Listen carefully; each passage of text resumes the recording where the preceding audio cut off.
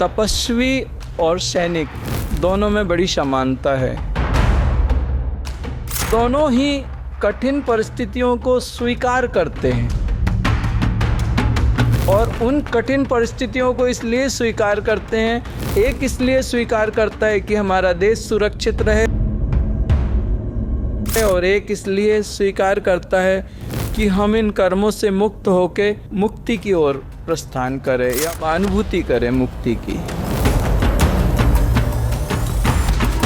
हमारे जो आर्मी है, सोल्जर्स हैं, वो अपनी जान लगा देते हैं देश की सेवा के लिए, हमें सुरक्षित रखने के लिए। तो क्या मेडिटेशन उनको हेल्प कर सकता है? वो क्या कर सकते हैं इसमें? आर्मी और योगी, तपस्वी और सैनिक दोनों में बड़ी समानता है। वो जहाँ पे माइनस टेम्परेचर है वहाँ पे भी वो जाते हैं और रुकते हैं। वहाँ पे उनको खाना भी वैसा नहीं मिलता, उनको एक कठिन परिस्थितियों में रहना पड़ता है और देश की रक्षा करनी पड़ती है, दुश्मनों से अपने देश की रक्षा के लिए। और एक साधक वो अपने कर्मों से लड़ता है, जंगल में जाता है, कठिन परिस्थितियों को सहता हुआ अपने कर्मों को नष्ट करता है और मुक्ति की ओर बढ़ता है। दोनों ही कठिन परिस्थितियों को स्वीकार करते हैं और उन कठिन परिस्थितियों को इसलिए स्वीकार करते हैं, एक इसलिए स्वीकार करता है कि हमारा देश सुरक्षित रहे और एक इसलिए स्वीकार करता है कि हम इन कर्मों से मुक्त होके मुक्ति की ओर प्रस्थान करें या मुक्त अनुभूति करें मुक्ति की।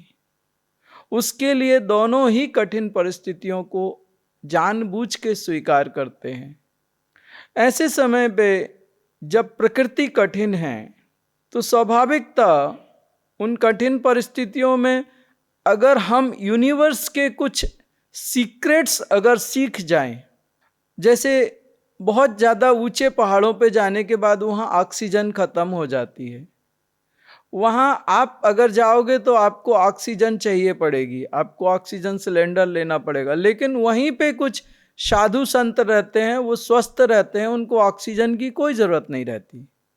हाँ, तो वो एक्चुअल उस समय ऑक्सीजन नहीं लेते, वो यूनिवर्स से लाइफ फोर्स एनर्जी से कनेक्ट होते हैं और वो डायरेक्ट लाइफ फोर्स एनर्जी लेके अपने बॉडी को हमेशा हेल्दी रखते हैं।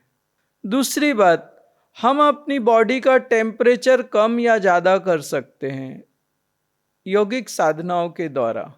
उन परिस्थितियों में हमारे शरीर में क्या कमजोरी आने वाली है या क्या प्रॉब्लम आने वाली है, हम उसको योग साधना के द्वारा संतुलित कर सकते हैं। अगर सच में वहाँ पे एक अच्छी और सुलझा हुआ व्यक्तित्व है और वो सच में उस स्थिति में उस साधना तक पहुँचे, तो वहाँ पे वो ज़्यादा सुरक्षित रहेगा, ज़्यादा हेल्दी रहेगा और विपरीत परिस्थितियों में भी सरवाइव कर जाएगा। वहाँ हमारे सैनिक आसानी से सरवाइव कर पाएंगे, उतनी कठिनाई नहीं होगी उनको।